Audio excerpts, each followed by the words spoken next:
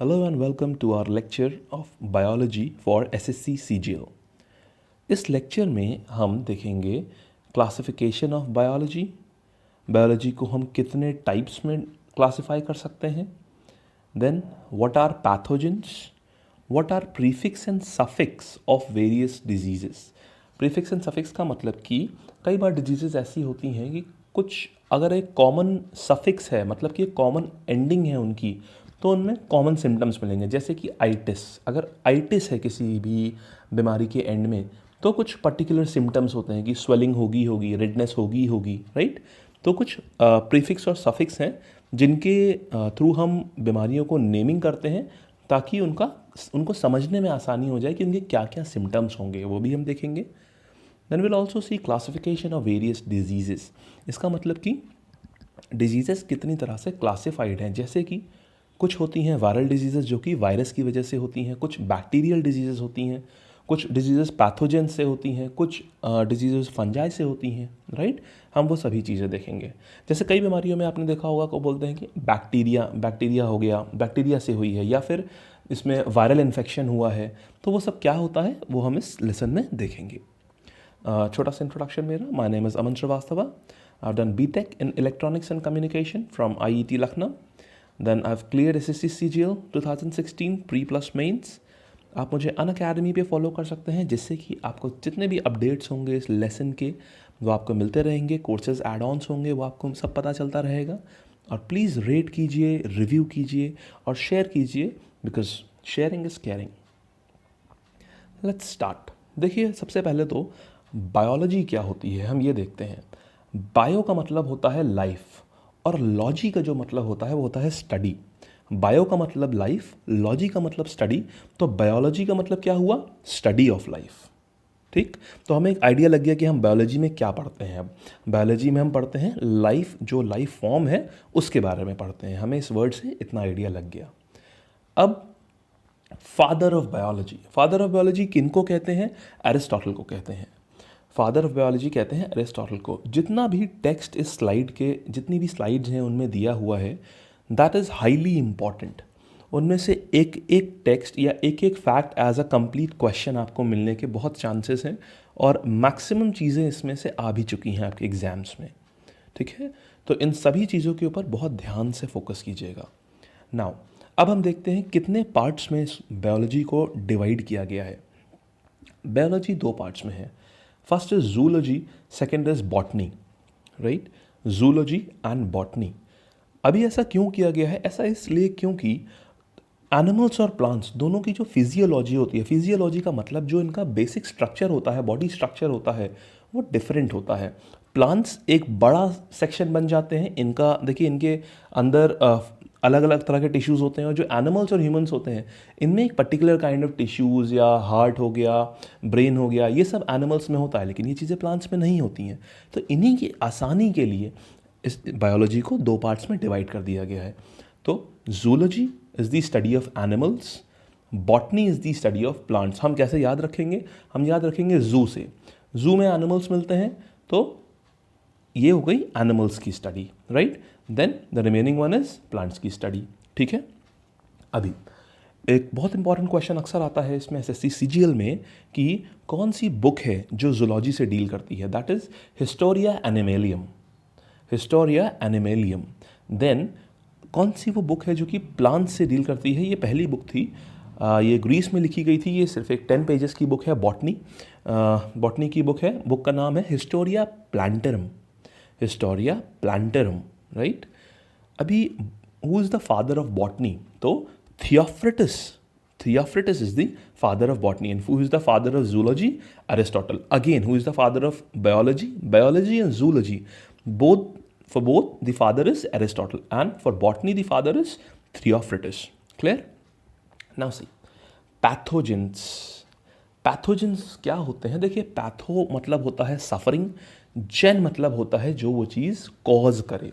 हम बोलते हैं ना, जेन मतलब let's say we can say genesis मतलब शुरुआत। तो सफरिंग की शुरुआत। पैथोजेंस मतलब डिजीज कॉजिंग एजेंट्स, वो एजेंट्स जो कि डिजीज या सफरिंग्स देते हैं, that are called as pathogens, right. So ये है डेफिनेशन पैथोजेंस की। अभी इसमें क्या क्या चीज़ें होती हैं, इसमें 4 तरह के पैथोजेंस होते हैं, virus, bacteria, protozoa and fungus. Clear. इन 4 चीज़ों के थ्रू, इन 4 एजेंट्स के थ्रू हम पढ़ेंगे डिजीजेस, राइट।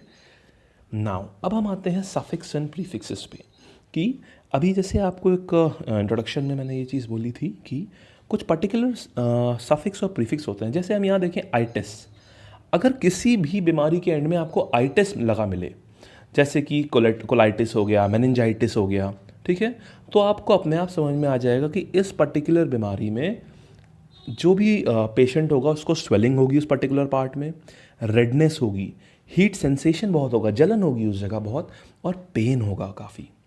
जैसे एग्जांपल कोलाइटिस, अभी देखिए कोलाइटिस में हम कोलाइटिस कैसे बना है, कोलोन प्लस आइटिस। कोलोन का मतलब क्या होता है, लार्ज इंटेस्टाइन। तो कोलाइटिस क्या हुआ, लार्ज इंटेस्टाइन में आइटिस, आइटिस मतलब इन्फ्लेशन, तो लार्ज इंटेस्टाइन में इन्फ्लेशन। इसका मतलब लार्ज इंटेस्टाइन में क्या क्या होगा, ये सिम्टम्स, स्वेलिंग होगी, रेडनेस होगी, जलन होगी, हीट और पेन बहुत होगा, राइट। इसी तरीके से मेनिंजाइटिस, मेनिंजाइटिस ब्रेन में स्वेलिंग को बोलते हैं मेनिंजाइटिस, राइट। तो कहीं पर भी आइटिस अगर है हमारा सफिक्स किसी भी बीमारी का, तो हमें अपने आप समझ में आ जाएगा कि ये सिम्टम्स ज़रूर होंगे उसमें। आगे देखें जैसे सिस के क्या क्या सिम्टम, अगर किसी बीमारी में सिस लगा है तो क्या क्या सिम्टम्स होंगे। एक्शन, इसका मतलब क्या होता है सिस, एक्शन, प्रोसेस, कंडीशन या स्टेट और रिजल्ट ऑफ, मतलब कि किसी पर्टिकुलर बीमारी से क्या रिजल्ट आ रहा है या पर्टिकुलर स्टेट क्या है उस बीमारी की, राइट। इससे हमें सिस लगा है तो हमें पता चलेगा कि ये कोई पर्टिकुलर स्टेट है, एक ये पर्टिकुलर इसको हम बीमारी कह लें या हम इसको बोल दें कि ये पेशेंट एक पर्टिकुलर स्टेट में है, ठीक है। Then gen means factor responsible for generation, right. Then comes oma, oma का मतलब होता है अ ट्यूमर, मास या फ्लूइड कलेक्शन। जैसे कि आपने एक बहुत ही कॉमन है glaucoma, right. Then we have seroma, seroma का मतलब क्या होता है, seroma is a waxy tumour. अभी ओमा लगा है तो हमें ये तो समझ में आ गया कि ये ट्यूमर से रिलेटेड, अभी वैक्सी ट्यूमर, इसका मतलब क्या होता है, सेरोमा एक क्लियर सा लिक्विड होता है जो कि कहीं कहीं पे अगर कभी ऑपरेशन होता है तो ब्लड वेसल्स जो होती हैं, छोटी ब्लड वेसल्स, वो कभी कभी रप्चर हो जाती हैं, कभी ऑपरेशन में थ्रू या एक्सीडेंट के थ्रू। वो रप्चर होने के बाद उनमें से ब्लड के अंदर एक प्लाज्मा लिक्विड होता है, वो सेक्रीट हो जाता है, वो इकट्ठा हो जाता है तो फ्लूइड कलेक्शन हो गया, तो इसीलिए हम उसको बोल रहे हैं सेरोमा। इसी तरह ग्लाइकोमा, ग्लाइकोमा में क्या होता है, आँख के अंदर जो एक फ्लूइड होता है, फ्लूइड का ज़्यादा फ्लूइड कलेक्ट हो जाता है तो ऑप्टिक नर्व पे वो प्रेशर डालता है and person can become, even it can lead to blindness. तो हमने देखा कि ओमा की ही हेल्प से, ग्लाइकोमा, सेरोमा, हमें बीमारी का थोड़ा थोड़ा आइडिया लग गया कि ये क्या होगा, ठीक है। ये यूजेज है प्रीफिक्स और सफिक्स का। अभी हम प्रीफिक्स देखते हैं। हाइपो, हाइपो मतलब होता है अंडर, राइट। हाइपो अंडर, जैसे हाइपोकैल्सीमिया, अभी किसी भी बीमारी के आगे अगर हाइपो लगा है तो आप समझ लो कि ये उस पर्टिकुलर चीज़ की जो क्वांटिटी होनी चाहिए उससे कम है। हाइपोकैल्सीमिया मतलब लो कैल्शियम इन ब्लड, मतलब कि जितना कैल्शियम होना चाहिए था उतना नहीं है, उससे कम है, राइट। सिमिलरली हाइपर, हाइपर का मतलब, जैसे हाइपो का मतलब था अंडर, हाइपर का मतलब है ओवर। हाइपर कैल्सीमिया मतलब कि हायर कैल्शियम इन ब्लड, ठीक है, जितना होना चाहिए था अमाउंट उससे भी काफ़ी ज़्यादा है तो हाइपर कैल्सीमिया, ठीक है।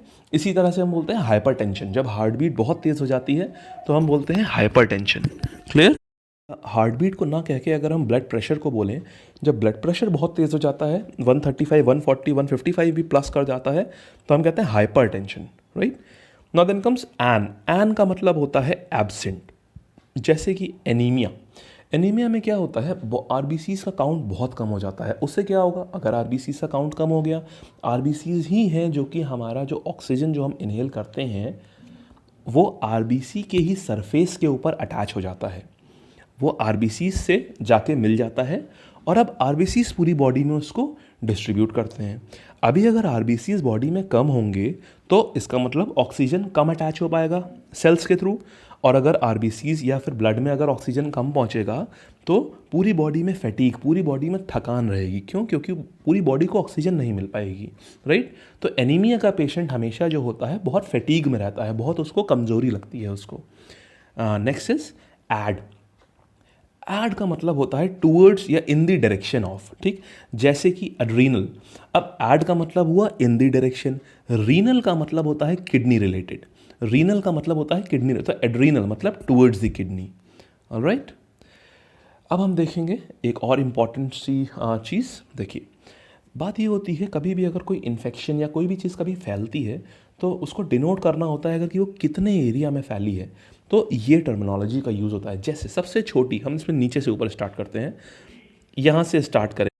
एंडेमिक, एंडेमिक का मतलब कि एक बहुत ही छोटे से एरिया में अगर कोई डिजीज़ स्प्रेड है तो वो एंडेमिक। जैसे कि हम ये कह सकते हैं अगर हमारे अपने एरिया, अपने मोहल्ले में अगर हमारी कोई डिजीज़ स्प्रेड है तो हम बोलेंगे एंडेमिक फैल गया है, इस पर्टिकुलर लोकेलिटी में या इस पर्टिकुलर कॉलोनी में एंडेमिक हो गई है ये बीमारी, ठीक है। फिर एक स्टेट में, लेट्स से कि यूपी में या एमपी में या महाराष्ट्र में, एक स्टेट में जब कोई चीज़ बोलते हैं तो हम बोलते हैं एपिडेमिक फैल गया है, ठीक है। मतलब एंडेमिक से बड़ा हुआ, एपिडेमिक फैल गया है, ठीक। जैसे कि 19 आई गेस स्टार्टिंग 90s की बात है, महाराष्ट्र में प्लेग फैला था, तो दैट वाज एंडेमिक, वो फैलता ही चला जा रहा था एक एरिया से दूसरी जगह तक। देन पैंडेमिक, पैन का मतलब होता है ऑल ओवर, पैन मतलब ऑल ओवर, तो पैंडेमिक मतलब बड़े से एरिया में disease spread in a country. And sporadic, sporadic का मतलब होता है एवरीवेयर, स्पोराडिक का मतलब इंग्लिश टर्म है ये, इसका मतलब होता है everywhere. So disease spread in the whole world. Clear? So thank you so much, और हम अपने नेक्स्ट लेक्चर में मिलते हैं। प्लीज़ इसको रेट कीजिए, रिव्यू कीजिए and do share the lecture. Thank you so much. Hello and welcome to our lecture on viral diseases. ये हमारे वायरल डिजीज़ सीरीज़ का पहला लेक्चर है। इस सीरीज़ में अभी 2 और लेक्चर्स भी हैं, तो हम देखते हैं इस सीरीज़ में हम क्या क्या पढ़ेंगे। इसमें हम पढ़ेंगे वायरस के बारे में, देन डिस्कवरी ऑफ वायरस, किसने डिस्कवर किया, कब डिस्कवर हुआ, जेनेटिक मटेरियल ऑफ वायरस, मतलब कि वायरस किस चीज़ का बना होता है, राइट। एड्स, ये बहुत ही कॉमन टर्म है, आपने ज़रूर सुना होगा। तो ये क्या है, इसकी डेफिनेशन क्या होती है, ये एड्स होता क्या है बेसिकली, इसका वायरस कौन सा होता है, ये कैसे ट्रांसमिट होता है, और इसके लिए क्या अवेयरनेस रिक्वायर्ड है, right. A brief introduction about me. मेरा नाम है Aman Srivastava. I have done BTech in electronics and communication from IET Lucknow. I've cleared SSC CGL 2016 pre-plus mains. You can follow me on Unacademy and please rate, review and do share my lecture. Let's start. देखिए, virus का मतलब होता है poison. Virus means poison, और virus एक connecting link है living और dead के बीच में। अभी इसका क्या मतलब हुआ कि वायरस एक कनेक्टिंग लिंक है लिविंग और डेड के बीच में। इस टर्म का मतलब ये होता है कि देखिए, वायरस जो होता है वो डेड पड़ा रहता है। ऐसा भी हो सकता है कि एक वायरस है, वो डेड पड़ा हुआ है, और जैसे ही उसको उसके फेवरेबल कंडीशंस मिलेंगी वो अपने आप अलाइव हो जाएगा। वायरस के साथ ऐसी सीन होता है। ये सीन आपने किसी के भी साथ, ये आपने ये कॉन्टेक्स्ट आपने किसी के भी साथ नहीं पढ़ा होगा, लेकिन वायरस के साथ ये चीज़ है। वो डेड पड़ा रहेगा, जैसे ही उसको वो एनवायरनमेंट मिला, लेट्स से कि वो टेम्परेचर कंडीशंस मिली, वो ह्यूमिडिटी कंडीशंस मिली, या वो जो भी एनवायरनमेंट है जिसमें वो थ्राइव कर पाता है, जिसमें वो जी पाता है, तो वो अपने आप अलाइव हो जाएगा, ठीक है। अभी किसने डिस्कवर किया था, ये SSC CGL के हिसाब से बहुत इंपॉर्टेंट पॉइंट है। Ivanovsky, Russian scientist Ivanovsky, right. Study of virus is called virology. देखिए, लॉजी का मतलब होता है स्टडी, एंड क्योंकि वायरस की स्टडी है इसलिए वायरोलॉजी। इसको हम इस तरीके से याद रखेंगे, ठीक। Then crystallisation of virus was done by Stanley. Question आता है, which scientist did crystallisation of virus. कब हुआ था? 1935 में। किसने किया था? स्टैनले ने, और he got Nobel prize for this in 1942। अभी हम एक चीज़ और यहाँ पे बात आई है तो हम ये भी देखते हैं क्रिस्टलाइजेशन ऑफ वायरस का मतलब क्या है। इसका मतलब देखिए ये होता है कि अभी अगर एक वायरस है, हम रिसर्च पर्पस के लिए, जब तक हमारे पास हमने बहुत सारे मेडिसिन और ड्रग्स हमने बनाए हैं, तो हमें रिसर्च पर्पस के लिए भी वायरस की ज़रूरत पड़ती है। किसी बीमारी का आप ड्रग्स तभी बना पाओगे, किसी बीमारी की आप दवाई तभी बना पाओगे जब आपके पास उस बीमारी का बैक्टीरिया होगा या वायरस होगा, ताकि हम देख पाएँ कि उस बैक्टीरिया उस वायरस के ऊपर हमें कैसे फिनिश करते हैं। तो उसके लिए उसका होना ज़रूरी है।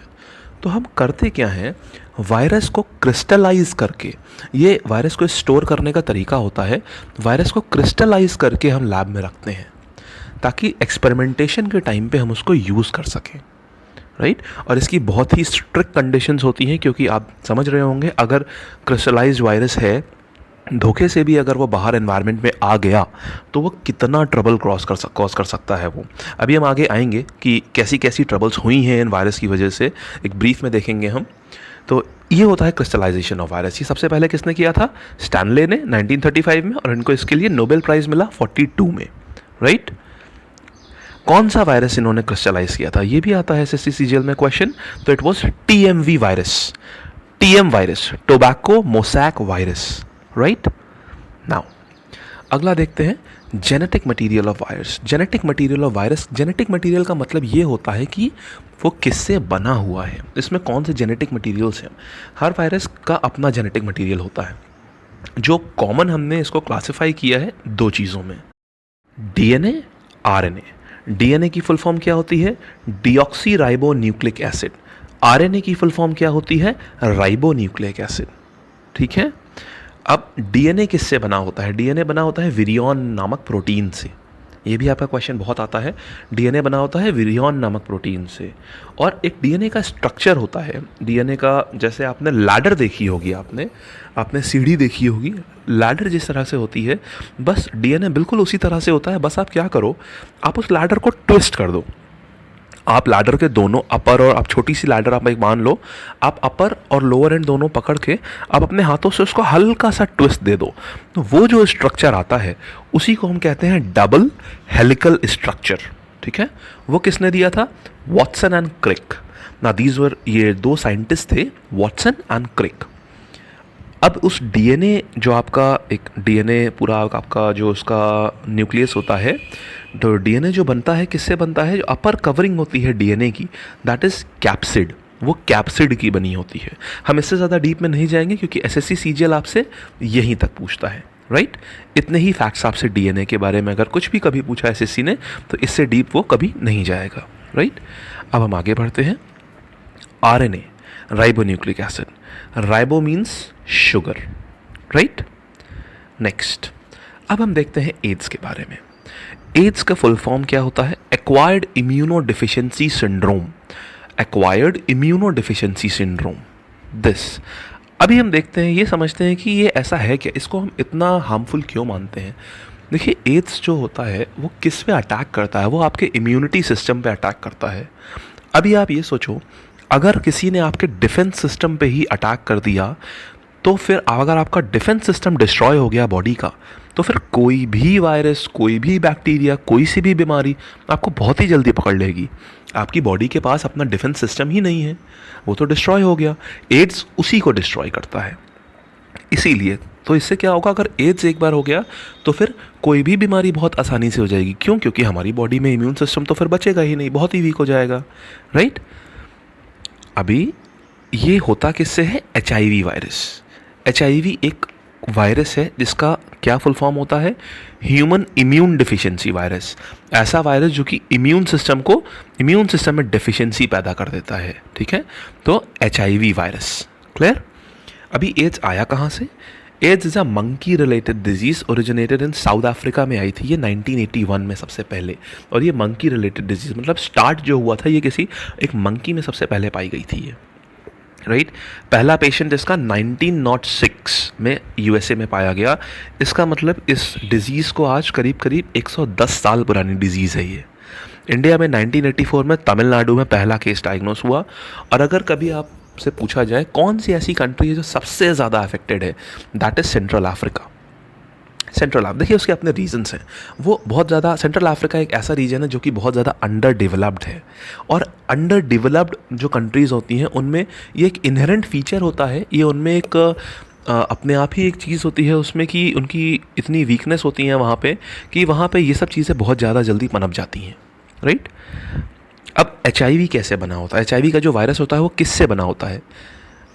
ध्यान रखिएगा, HIV वायरस में DNA नहीं होता है, ठीक है। HIV वायरस में मैंने आपको लास्ट देखी यहाँ पे स्लाइड में हमने देखा था कि वायरस या तो DNA से बना होता है या RNA से बना होता है, ठीक। अभी हम आगे हम यहाँ देख रहे हैं कि HIV वायरस में DNA नहीं RNA होता है, ठीक है। रेट्रोवायरस RNA और एंजाइम्स कौन से होते हैं? Reverse transcriptase, integrase, ribonuclease and protease, ये 4 आपको याद करने होंगे enzymes. After infection with HIV virus AIDS is generated after 10 to 13 years. अब आप ये देखिए, बहुत इंपॉर्टेंट फैक्ट है यहाँ पे।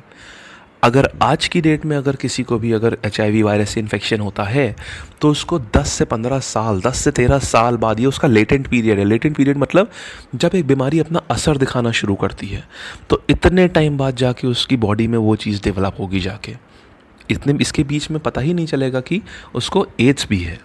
क्लियर? अभी ट्रांसमिशन कैसे होता है? ब्लड ट्रांसफ्यूजन से। मान लीजिए किसी एक बंदे को अगर एड्स है, दूसरे बंदे को अगर उसी का ब्लड चढ़ा दिया गया तो उसमें एड्स का वायरस चला जाएगा, क्योंकि देखिए ये सब वायरस जो होते हैं ब्लड में डिज़ोल्व हो जाते हैं, ये सारे वायरस। अभी अगर ये वैसा ही हो गया जैसे अगर एक लेट्स से एक बीकर में अगर मिट्टी मिला पानी है या पानी है, उसमें आपने कोई कलर मिला रखा है, एक कलर्ड पानी है, दूसरे बीकर में एक साफ़ पानी है, ठीक। अभी क्या करो, आप सिर्फ उसमें उस कलर्ड बीकर में से आप आधा बीकर आप पानी उसमें डाल दो जिसमें साफ़ पानी है, तो क्या होगा, जिस बीकर में साफ़ पानी था अभी वो भी कलर्ड हो जाएगा।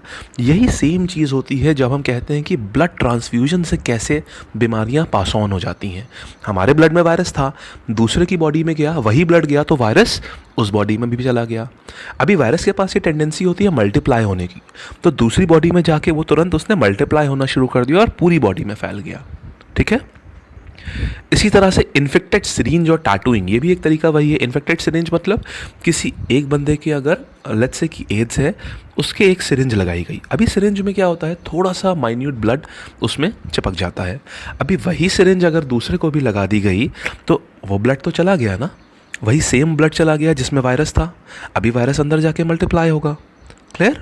इसीलिए हमेशा कहते हैं कभी भी सिरिंज एक बार से ज़्यादा यूज़ नहीं होनी चाहिए, उसकी जो नीडल है वो हमेशा चेंज हो जानी चाहिए, राइट।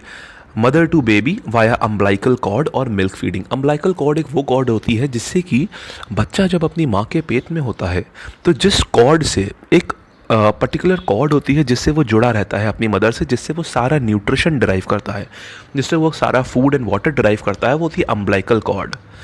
अब जहाँ पॉजिटिव चीज़ों के आने का एक रास्ता है अम्बलाइकल कॉर्ड, तो नेगेटिव चीज़ें भी आती हैं। नेगेटिव का मतलब यहाँ है वायरस।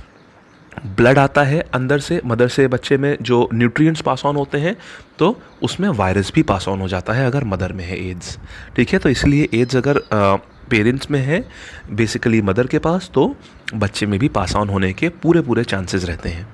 मिल्क फीडिंग से भी होता है या direct contact with infected person, यानी कि ये अगर सेक्सुअल कांटेक्ट से भी ये ट्रांसमिट होता है। क्लियर? अभी इसका डायग्नोसिस कैसे हो, ये डायग्नोस होता है एलिसा टेस्ट से। ये टेस्ट बहुत इंपॉर्टेंट है, ये आपके एसएससी सीजीएल में पूछा जाता है। एलिसा टेस्ट फुल फॉर्म क्या हुआ इसका? Enzyme linked immunosorbent essay, we call it assay, enzyme linked immunosorbent assay, right? If ELISA test is positive तो हम confirmatory, ELISA test is not a confirmatory test, हम confirm करने के लिए use करते हैं वेस्टर्न ब्लॉट टेस्ट, ठीक है। मतलब कि ELISA टेस्ट से हमने देखा कि हाँ चांसेस हैं, पॉसिबिलिटीज़ हैं, और कन्फर्मेशन वेस्टर्न ब्लॉट से, ठीक है। अभी इसमें कौन सी दवाई दी जाती है? एंटीबायोटिक होती है, एंटीबायोटिक होती है ZDV, ज़ाइडोव्यूडिन, और हम इसको ये भी बोलते हैं एज़िडोथायमाइडिन, राइट। ये एड्स के एंटीबायोटिक है, बहुत इंपॉर्टेंट। अवेयरनेस के लिए 1 दिसंबर हर साल एड्स डे हम सेलिब्रेट करते हैं। इसमें हम अवेयरनेस स्प्रेड करते हैं कि कैसे कैसे ये ट्रांसमिट हो सकता है, कैसे कैसे इसको बचाया जाए। और नाको, ये इसकी ऑर्गेनाइजेशन है इंडिया में, National AIDS Control Organisation, right. और रेड रिबन एक्सप्रेस ट्रेन, ये एक संस्था का नाम है जो कि इसके लिए काम करती है, एड्स की अवेयरनेस के लिए, ठीक है। ठीक है। Thank you so much students, hope आपको ये लेक्चर पसंद आया होगा। अगर आपको पसंद आया है तो प्लीज़ आप इसको रेट करके रिव्यू ज़रूर करिए, उससे हमें बहुत हेल्प मिलती है आपके व्यूज़ समझने के लिए। Thank you so much and please do share the lecture. Hello and welcome to our lecture on viral diseases part 2। इस लेक्चर में हम देखेंगे हेपेटाइटिस के बारे में। आपने हेपेटाइटिस सुना होगा, hepatitis A, hepatitis B, hepatitis C, बहुत सारे गवर्नमेंट के बैनर्स भी लगे रहते हैं। तो वो क्या होता है, कितने टाइप का होता है, कैसे ट्रांसमिशन होता है, राइट। देन हम देखेंगे डेंगू के बारे में। ये बहुत ही कॉमन वायरल इन्फेक्शन है डेंगू। आपने अक्सर सुना होगा एक पर्टिकुलर सीज़न में, बेसिकली सितंबर अक्टूबर में ये बहुत ज़्यादा फैलता है ये। देन 2015 के आसपास एक वायरस बहुत ही नाम बहुत न्यूज़ में था, एबोला। तो एबोला के बारे में हम पढ़ेंगे। Then chicken pox and smallpox, right? A brief introduction about me. My name is Aman Srivastava. I've done BTech in Electronics and Communication from IET Lucknow. I've cleared SSC CGL 2016 pre-plus mains. You can follow me on Unacademy और आप please इस lecture को rate कीजिए। आपको पसंद आए तो आप इसे रिव्यू कीजिए और please do share the lecture. Thank you. Let's see hepatitis.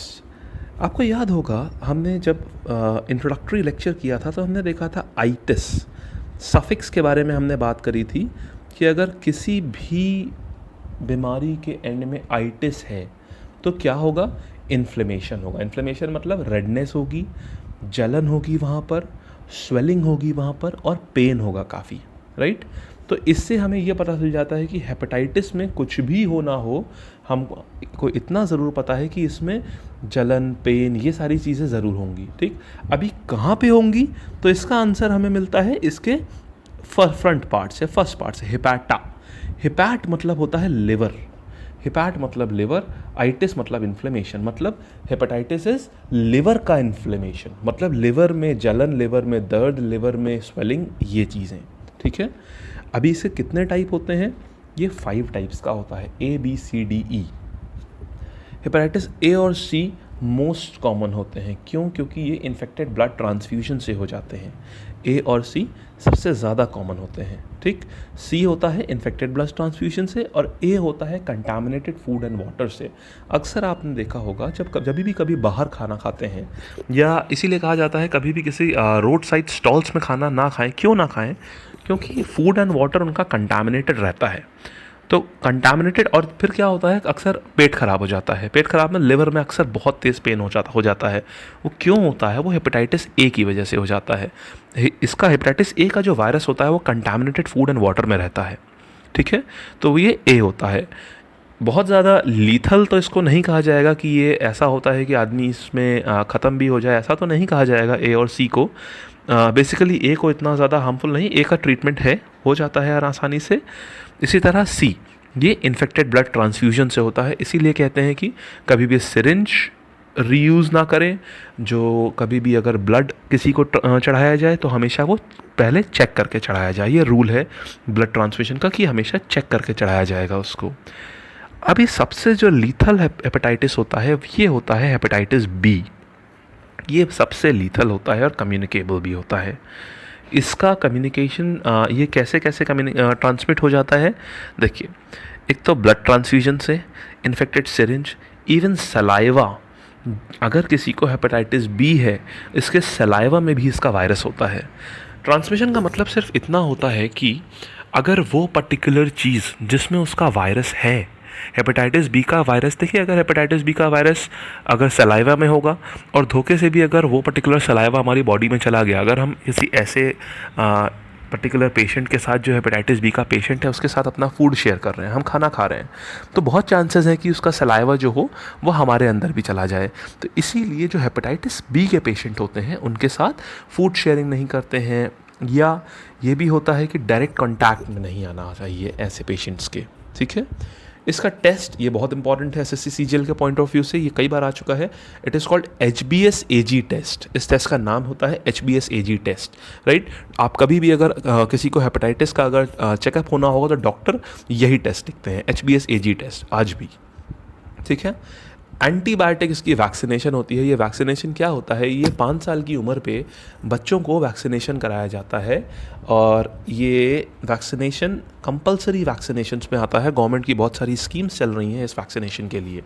ये नॉर्मली पब्लिक हेल्थ सेंटर्स में तो फ्री ऑफ कॉस्ट होता है और जितने भी आपके बाकी जितने भी हॉस्पिटल्स हैं इन सब जगह इसका वैक्सीनेशन बहुत ईजिली अवेलेबल होता है और ये हर इंसान को अपने बच्चों को ये वैक्सीनेशन ज़रूर करवा लेना चाहिए।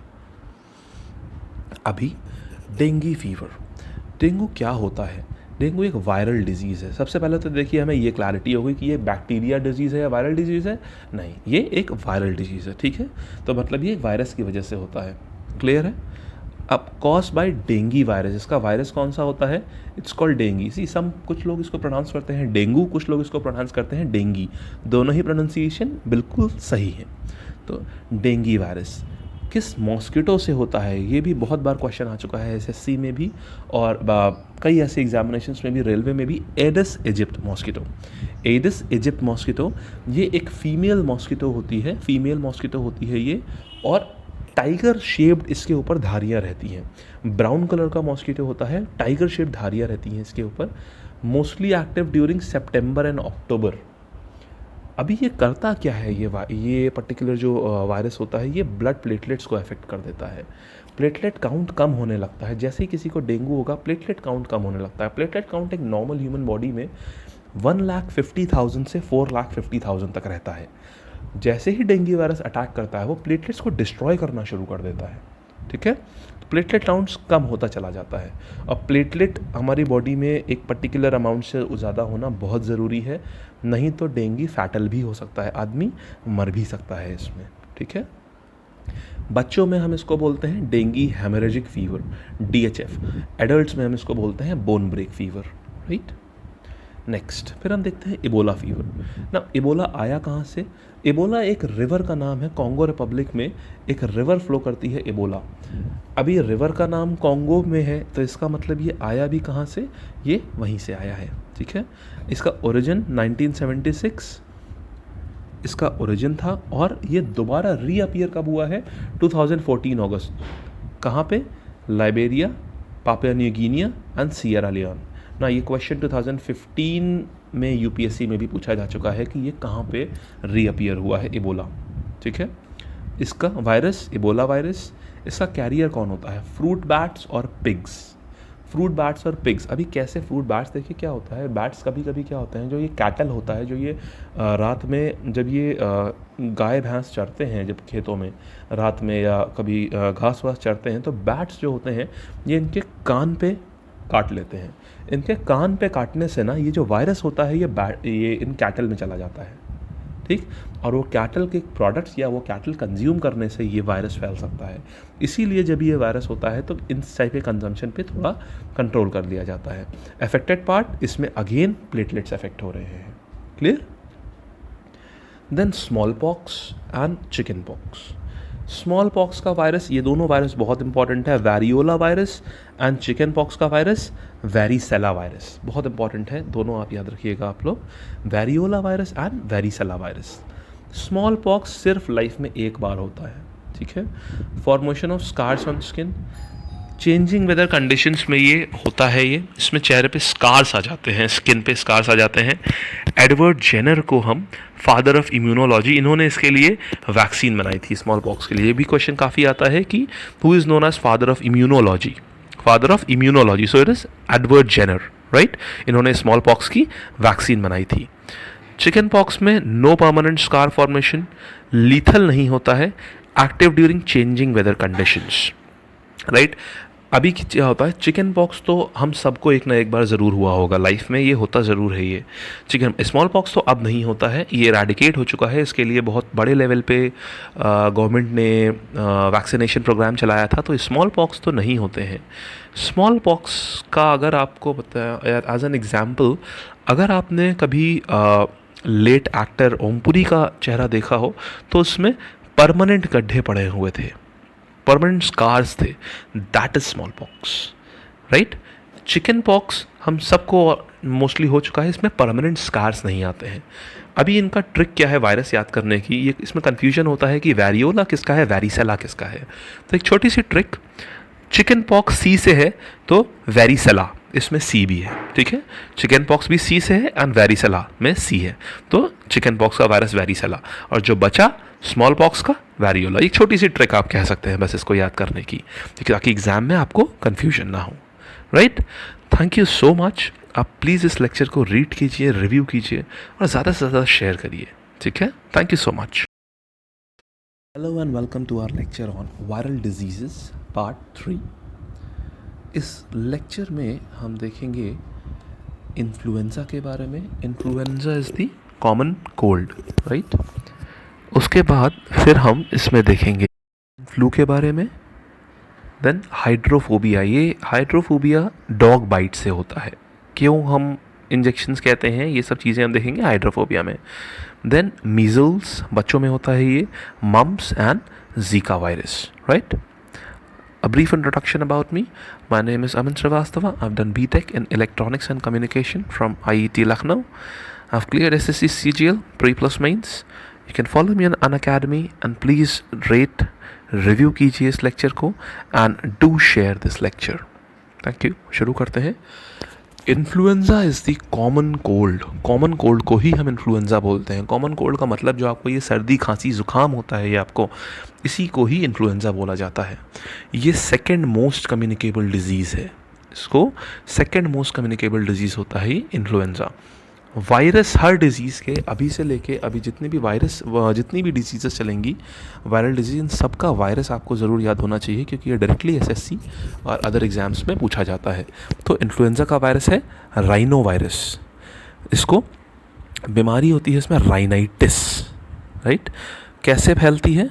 कफिंग और स्नीजिंग से। अभी क्यों फैलती है कफिंग और स्नीजिंग से? क्योंकि इसका जो वायरस होता है, जब हम कफ करते हैं या स्नीज़ करते हैं तो हमारे छींक के साथ या हमारे खांसी के साथ ही वो जो एयर बाहर निकलती है उसी में मिक्स होके दूसरे पर्सन के थ्रू इनहेल हो जाता है, दूसरा पर्सन उसको इनहेल कर लेता है।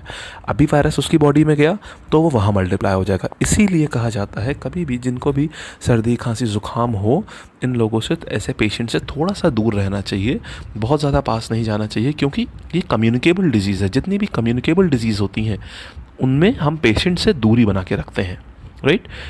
ऑल्सो कॉल्ड बुलेट डिजीज़, इसको हम बुलेट डिजीज़ भी कहते हैं। एक फायर और आसपास के सभी लोग बीमार, इसीलिए हम इसको कहते हैं बुलेट डिजीज़, राइट। नेक्स्ट है स्वाइन फ्लू। स्वाइन फ्लू कहाँ से आया? मैक्सिको से आया 1978 में। इंडिया में पहला केस इसका गुरुग्राम में देखा गया था। एट प्रेजेंट 39 कंट्रीज़ इससे सफ़र कर रही हैं। स्वाइन फ्लू अफेक्टेड 39 कंट्रीज़ हैं इस समय।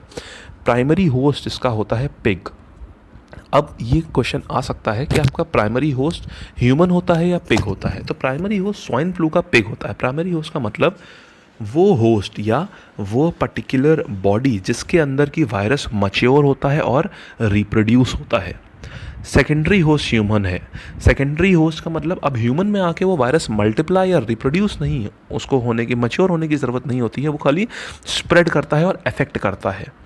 जैसे अब स्वाइन फ्लू जिन जिन भी चीज़ों को अफेक्ट करना होगा ह्यूमन बॉडी में, उसको ऊपर खाली अफेक्ट डालेगा, उसको मैच्योरिटी लेवल उसका पूरा हो जाता है उसके प्राइमरी होस्ट में ही, पिग में। ये मतलब होता है प्राइमरी होस्ट और सेकेंडरी होस्ट का। सेकेंडरी होस्ट में वो उसको अफेक्ट करना चालू करेगा। तो सेकेंडरी होस्ट इज ह्यूमन। कैसे स्प्रेड होता है? सेम जैसे इन्फ्लुएंजा, जैसे एक हमारा कॉमन कोल्ड और इन्फ्लुएंजा इफेक्ट फैलता है, वैसे ही ये भी बाय कफिंग एंड स्नीजिंग। कौन सी इसकी एंटीबायोटिक है? That is Tammy flu. Tammy flu is the antibiotic used, right. Mostly ये कब होता है? सितंबर एंड अक्टूबर में। क्लियर? हाइड्रोफोबिया। हाइड्रोफोबिया के लिए कौन सा वायरस होता है? Rabies virus. हाइड्रोफोबिया होता है रेबीज़ वायरस। हाइड्रोफोबिया के नाम पे अगर हम जाएं, हाइड्रो मतलब वाटर, फोबिया मतलब डर। हाइड्रोफोबिया रेबीज़ वायरस के थ्रू हाइड्रोफोबिया होता है। अगर रेबीज़ वायरस से बॉडी में इन्फेक्शन हुआ तो वाटर का फोबिया हो जाएगा। इसीलिए आपने देखा होगा डॉग्स के अंदर वाटर का फोबिया रहता है। ये डिजीज़ इफेक्ट कैसे? अभी इससे क्या इफेक्ट होता है? इससे नर्वस सिस्टम इफेक्ट होता है। इससे नर्वस सिस्टम इफेक्ट होता है। कैसे? इसका जो वायरस होता है वो नर्वस सिस्टम को ब्लॉकेज शुरू कर देता है। जैसे कि अगर इसका जैसे वायरस इसका इफेक्ट करता है तो क्या होता है? हैलुसिनेशंस होने लगते हैं। हैलुसिनेशन, ड्रूलिंग, मेंटल कन्फ्यूजन होने लगता है, पीपल्स जो आँखों के प्यूपल्स होते हैं वो डायलेट होने लगते हैं, एंजाइटी आने लगती है, आदमी कोमा में भी जा सकता है। स्वालो करना बहुत ही ख़राब तरह का, इसमें बहुत ही ख़राब कंडीशन हो जाती है पेशेंट की हाइड्रोफोबिया में। इसीलिए इसका कोई फाइनल इलाज इसका इतना अच्छा नहीं है। रादर दैन इसका जो एक ट्रीटमेंट है वो यही है कि इसका वैक्सीनेशन प्रॉपरली कराया जाए, राइट। इसके वेक्टर्स कौन कौन से होते हैं, मतलब कि कौन कौन सी चीज़ें अगर कभी भी आपको धोखे से भी काट लें तो क्या समझ आपको चांसेस बन सकते हैं हाइड्रोफोबिया के, that are dogs, wolf, fox, jackal, bat, monkeys, cat. अभी इन से किसी के भी काटने पे आपको हाइड्रोफोबिया का आपको वैक्सीनेशन लेना पड़ता है। हाइड्रोफोबिया के वायरस ध्यान रखेंगे हम, रैबीज वैक्सीन। ट्रीटमेंट क्या है, vaccination of ARV। ARV is anti rabies vaccine. कितने कितने दिन पे लेना होता है, 0, 3, 14, 21, 28। मतलब कि 0 जिस दिन बाइट हुआ, जिस दिन काटा, फिर उसके 3rd दिन, फिर 14th day, 21 day and 28 day. ये एक महीने का पूरा स्केड्यूल होता है इंजेक्शंस का। इन दिन पे इंजेक्शंस हम लेते हैं हाइड्रोफोबिया में। लेटेंट पीरियड 10 दिन से 3 महीने के अंदर सिम्टम्स इसके दिखने शुरू हो जाते हैं इस वायरस के। क्लियर। अब हम आते हैं मम्स एंड मीजल्स के ऊपर। मीजल्स को हम हिंदी में खसरा कहते हैं। ये एक चाइल्डहुड डिजीज़ होती है। इसका वायरस हमें खाली देखना है, पैराक्सियोमो वायरस। मीजल्स होता है पैराक्सियोमो वायरस। सिम्टम्स क्या है, स्किन रैशेस, ठीक। मई और सितंबर में ये काफ़ी ज़्यादा होता है ये, राइट। मम्स भी एक चाइल्डहुड डिजीज़ है। इसमें टॉन्सिल, जो आपका ये गले का एरिया होता है, जो फ्रंट गले का एरिया होता है ना, इसमें स्वेलिंग हो जाती है, ये लाल सा पड़ जाता है, इसको हम बोलते हैं मम्स। इसका वायरस होता है रोब्यूला। ये आपको वायरस सारे बहुत बहुत अच्छे से याद होना चाहिए, एक एक वायरस बीमारी के साथ। देन हम आते हैं जीका वायरस पे। जीका वायरस 1947 में युगांडा में पहली बार फाउंड हुआ था। ये मंकीज़ में फाउंड हुआ था उस समय जीका वायरस युगांडा में। इसका वेक्टर भी वही सेम वेक्टर है जो कि हमारा डेंगू का वेक्टर है, ये एडिस एजिप्टाई मॉस्किटो। ये टाइगर मॉस्किटो भी हम इसको बोलते हैं। ये डेंगू का भी यही वेक्टर है। मतलब ये इसका वायरस, वेक्टर का मतलब सिंपल होता है जो उसका वायरस कैरी करे, राइट। जो उसके वायरस को ह्यूमन में ले जाए या एनिमल किसी में भी ले जाए, जो उसका वायरस कैरी करे वही वेक्टर होता है। तो ये पर्टिकुलर मच्छर जो होता है, टाइगर मॉस्किटो हम इसको बोलते हैं, जिसका साइंटिफिक नेम एडिस एजिप्ट है, राइट। तो इसको हम ये वेक्टर मानते हैं। इसका इफेक्ट किसको करता है, फीटस, ब्रेन। अगर कभी ये काट ले किसी लेट्स से कि किसी प्रेग्नेंट लेडी को, तो जो फीटस, जो बच्चा होता है पेट में, उसके ब्रेन को इफेक्ट कर देता है। मोस्ट इफेक्टेड कौन सी है कंट्री, ब्राज़ील। सिम्टम्स क्या है, fever, rash, joint pain and red eyes. Clear. ये जीका वायरस के features, right. Thank you so much students. हमारे नेक्स्ट लेक्चर्स में, हमारे यहाँ पे वायरल डिजीज़ हमारी ओवर हो गई हैं। नेक्स्ट लेक्चर्स में हम लेंगे बैक्टीरियल डिजीज़ को, राइट। ये सभी वायरल डिजीज़ आप बहुत अच्छे से याद कर लीजिएगा, इनके वेक्टर्स, इनके आप साइंटिफिक नेम्स।